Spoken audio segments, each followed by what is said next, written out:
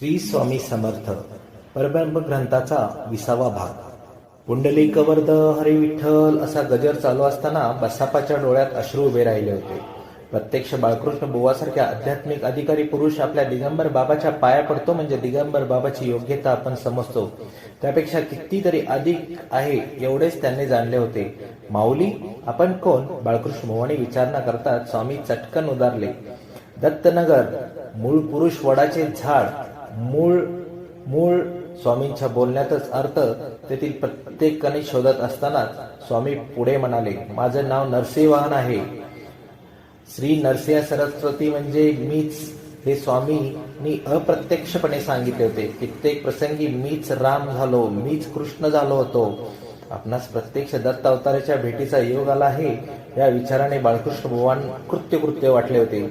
पुन्हा बाळकृष्ण बुवा स्वामींसमोर नतमस्तक झाले. स्वामी मग जमिनीवर बसले. हळूच लवणले देखील. बसापा तत्परतेने पुढे येऊन स्वामींचे पाय चेपू लागला. स्वामींना समाधानाने डोळे मिटून घेतले.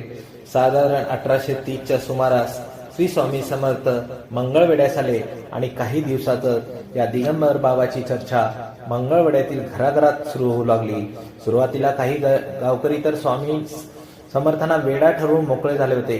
कारण स्वामी उन्मत्त अवस्थेत कुठे बसत, कुठेही खात, काहीही करत, म्हणून ते त्यांना त्या ठिकाणी त्यांना वर्ज्य होते. पटवर्धनांच्या पुराणात जरी स्वामी समर्थ विसावत होते तरी एक ठिकाणी ते थांबत नव्हते. पायाला भिंगरी लागल्याप्रमाणे त्यांचे भ्रमण चालू होते.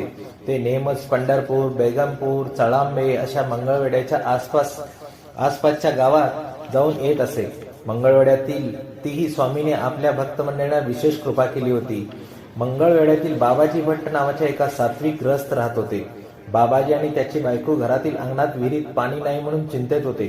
स्वामी त्यांच्या घरी अचानक येतात त्या दोघांची तारांबळ उडाली.